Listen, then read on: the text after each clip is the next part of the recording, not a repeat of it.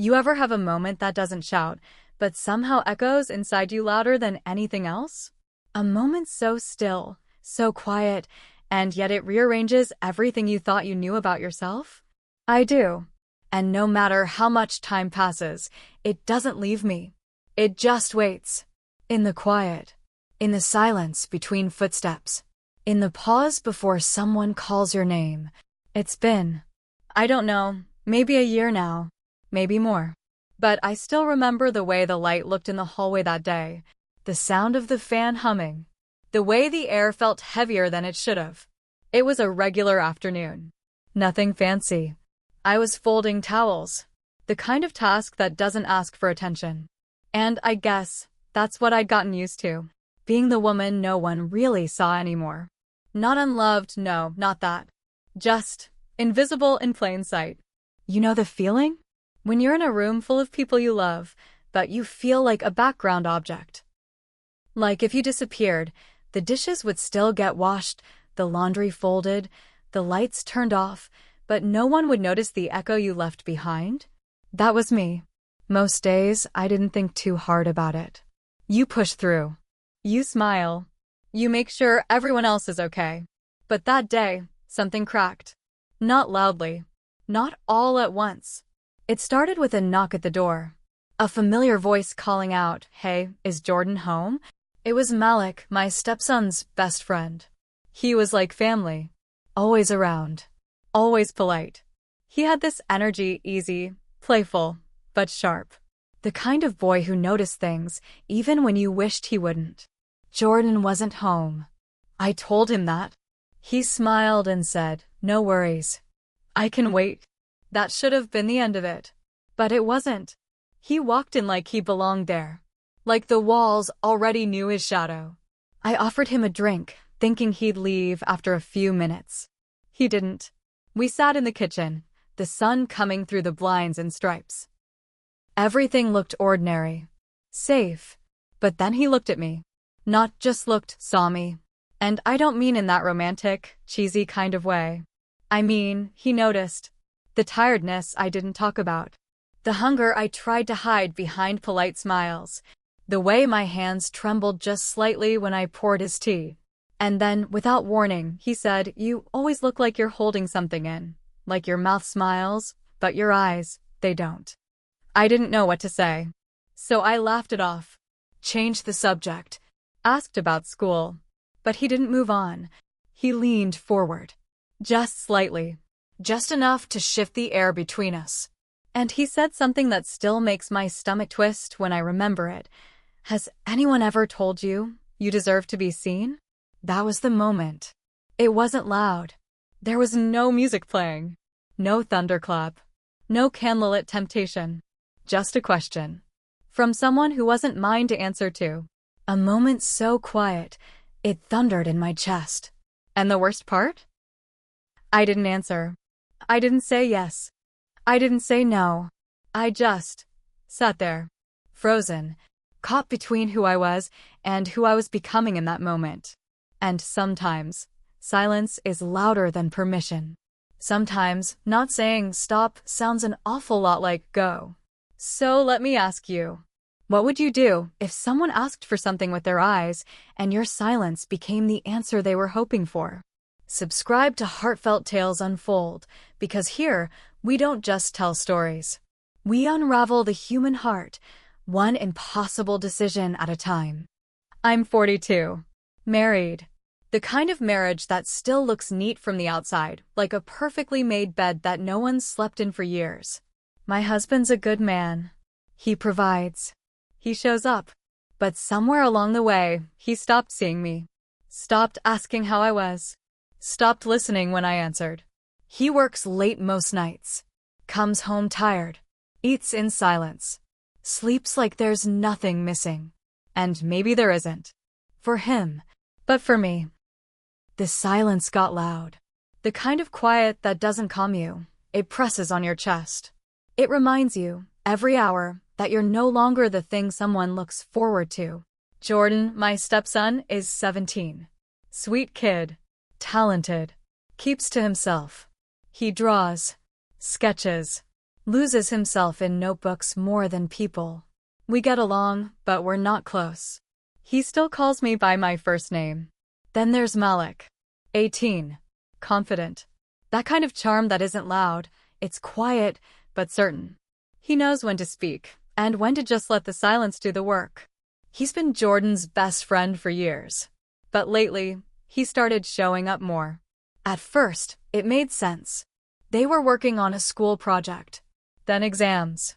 But after a while, I noticed he'd stop by even when Jordan wasn't home yet. Sometimes he'd say, "I'll just wait," and sit at the kitchen counter like he belonged there. Other times, he'd help me carry groceries in from the car, fix the back door that wouldn't close right, change a bulb without being asked. Little things. Small gestures. Things my husband used to do before he got too busy. Before the silence between us grew thick enough to cut through. I told myself it was nothing. Just a polite boy. But something in me shifted. I started checking the clock before he arrived. I'd brush my hair, change into a softer sweater, spray perfume I hadn't touched in months. Not for him, I told myself. Just for the mood, for the energy. But the truth? I missed being noticed. And Malik. He noticed. He saw things I thought I'd buried beneath routine. And I didn't push him away. I didn't see it then. I just thought, maybe I liked the company. It was raining. That soft kind of rain that blurs the windows and makes everything feel slower, heavier. Jordan had gone to his friends for the night, some group project they'd been planning. I thought I had the house to myself. But then, a knock. I opened the door, surprised to see Malik standing there. His hoodie was soaked, a paper bag in hand. He held it up and said, "Jordan left this in my car." I nodded, stepped aside. He walked in like he always did, comfortable, familiar. I should have thanked him, taken the bag, and closed the door. But instead, I asked, "You want tea? You look cold." He smiled. "Only if you're joining me." So we sat in the kitchen. 2 mugs between us. Rain tapping against the windowpane. At first, it was simple, harmless. We talked about school, his upcoming exams, the usual. But then, his tone shifted. Softer, slower. He looked at me and said, "You always look like you're carrying something heavy." I blinked. Caught off guard, I laughed, too quickly. "I'm just tired," I said, looking down at my cup. But he didn't look away. Then, slowly, he reached across the table. His fingers brushed against my cheek, barely there. He tucked a stray strand of hair behind my ear. A small gesture, but it lit up every part of me I thought had gone cold. I froze. The room suddenly felt too warm, too quiet, too dangerous. I opened my mouth to say something, but I couldn't find the words. He didn't apologize. He didn't pull back like he'd crossed a line. He just smiled and said, "I just wanted to see if you'd let me." My breath caught. I changed the subject, quickly, desperately. I asked him how his mother was doing, if he'd eaten, if he was staying dry out there. He answered politely, but something had already shifted. We both felt it, and neither of us mentioned it again. But from that moment on, every silence had a pulse. Every glance carried weight. And that's when it started, the weight of things unspoken. Louder than anything either of us said out loud. After that day, nothing was the same. Not in the way we spoke. Not in the way we moved around each other. And especially, not in the way I thought about him. I kept replaying it in my mind. The way he reached across the table, the way his fingers grazed my skin like he already knew what it would do to me. The way he didn't flinch. I told myself it was nothing. A moment. A misunderstanding. Just a boy being too familiar. But then I started noticing things I hadn't before. The way he looked at me when I entered a room. The pauses before he answered me. The way his compliments slipped into sentences like they belonged there. I caught myself responding. Not with words, but with gestures. Soft smiles. A lowered gaze. And then, without thinking, I started changing things. The way I dressed. At first, it was subtle. A touch of lip balm. An extra button undone. Not for him, I told myself. Just for me. But I knew better. I started checking the time more often in the afternoons. Listening for footsteps outside. Waiting to hear the knock, the voice, the smile. I'd pretend to be surprised when he arrived. "Oh, you again?" But the tea was already steeping. I started cleaning the living room before he came, fixing cushions, lighting a candle, creating warmth as if I expected someone to see it. One night, I caught myself humming, just walking around the house, folding laundry, and humming. I hadn't done that in years. I stopped mid-tune, sat down, and stared at the wall like it would answer me. What was happening to me? Was I that starved for attention? That desperate to feel noticed? I tried to reason with myself. He's just a kid. He's Jordan's friend. You're just being polite. But my body told a different story. The way my hands lingered near his when I passed him something. The way I leaned in when I didn't need to. The way I breathed a little lighter when he was around, and a little heavier when he wasn't. I started waiting for moments that weren't mine to wait for. I started craving something I couldn't name. Something I knew was wrong, but also felt too familiar to be foreign. And the worst part? The worst part wasn't what he saw in me. It was what I started seeing in myself. A woman I thought I buried years ago. A version of me that remembered how it felt to be wanted. And suddenly, that version didn't want to be buried anymore. It didn't happen all at once. No big shift. No dramatic change. Just moments, stretched a little longer than they should have been. Silences that started meaning more than words. Malik began staying later. Sometimes Jordan would head to bed early, headphones in, door shut tight. And Malik, he'd linger. We'd end up in the kitchen. Just the two of us. Me pretending to tidy things I'd already cleaned. Him leaning on the counter like he belonged there. He started asking questions. Not small talk. Not surface stuff. Real questions. The kind that come from watching someone closely. One night, out of nowhere, he asked, "Do you love him? Or are you just used to him?" I didn't answer. I couldn't. Not truthfully. I just smiled. Said, "Marriage is complicated." But inside, I knew he'd hit something raw. Another night, I passed him a glass of water. Our hands brushed. He didn't move. And neither did I. It wasn't long, barely a second. But it stayed with me, long after he left. I started catching him watching me. Not in a bold way, he wasn't reckless. Just steady, intentional. Like he was memorizing me. And I started doing it back. I noticed the way his voice dropped when we were alone.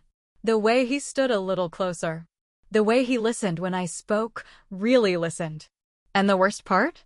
I let him. I stopped pretending I didn't enjoy it, even when I saw Jordan retreating more, getting quieter, sitting further from us on the couch, taking his meals to his room. I wondered if he knew, if he saw it before I did. But I didn't stop. I didn't create distance. I just kept feeding the silence. One evening, Malik came in from the rain again, drenched, laughing, shaking water from his sleeves. I handed him a towel. He took it, then looked at me and said, "Have you ever wanted something you knew you couldn't have?" I didn't think, didn't plan, didn't guard myself. I just said. Every day, we stood there, not moving, not touching, but everything in the room was alive. Like even the air knew we'd crossed something invisible. It was never said. But we were already speaking a language only the two of us understood. And once you learn to speak in silence, it's almost impossible to unhear it. It was late. The kind of quiet that only happens when the whole house is sleeping. When the walls feel softer, the air feels heavier, and nothing moves unless you let it. Jordan had gone to bed hours ago. My husband was working late again, or maybe just avoiding coming home. I stopped asking which. I was heading to my room. Lights dimmed, teacup empty, silence pressing in like a second skin. And then, there he was. Malik. Standing in the hallway, back against the wall like he'd been waiting. Eyes soft, unreadable. Hands in his pockets. I froze for a second, then started to walk past him. But he didn't move. He stepped forward, just enough to block the path. Not touching. Just standing there, so close, I could feel the warmth of his breath in the air between us. He looked at me and said, "You always wait for me to make the first move." My lips parted, but I didn't speak. I couldn't. He leaned in just a little, voice low, almost a whisper. "So, can I ask for it?" Just once. He didn't say what it was. He didn't have to. And I didn't ask. Because deep down, I already knew. I stood there. Still. Silent. Heart pounding so loud, I was sure he could hear it. And I didn't step back. My silence said everything. And he heard it clearly. What happened next didn't last long. It wasn't dramatic. No fireworks. No music. Just breath. Touch. Heat. A moment that felt like it didn't belong to time. It was barely a whisper. But it was enough. Enough to crack the foundation I'd built my life on. Enough to shift something inside me that would never shift back. When it was over, I pulled away. Quietly. Carefully. He didn't chase. Didn't reach for me. He just looked at me with this softness, this certainty, and said, "Now you know what it feels like to be wanted." I turned, walked to my room, closed the door behind me, and for the first time in years, I didn't feel like someone's wife, or someone's mother figure, or someone's second thought. But I also didn't feel like myself. I shut the door behind me and realized I didn't even know who I was anymore. The morning after, I couldn't look at myself in the mirror. I tried, but my own reflection felt like a stranger I didn't trust. I kept my distance. From him. From everyone. Malik didn't come around after that night. No text. No visits. Just absence. And I didn't reach out either. I thought avoiding him would make it all disappear. Like if I acted normal enough, long enough, it would all fade into something forgettable. But silence doesn't erase anything. It just wraps around guilt and presses it deeper. Jordan noticed first. He asked casually one afternoon, "Have you heard from Malik?" I froze. Then lied. He said he's busy. Exams, maybe? Jordan nodded, but I saw it. That flicker of confusion, or maybe doubt. And then there was my husband. Suddenly more present. Asking if I was okay. Touching my shoulder in the kitchen like he used to. I should have welcomed it. I should have leaned into the chance to fix what was still mine. But instead, I flinched. Not because of him, but because every touch reminded me of the one I shouldn't have let happen. He started suggesting we go out more. Dinner. A weekend drive. I smiled. Said I was tired. Said I had too much to do. Said anything but the truth.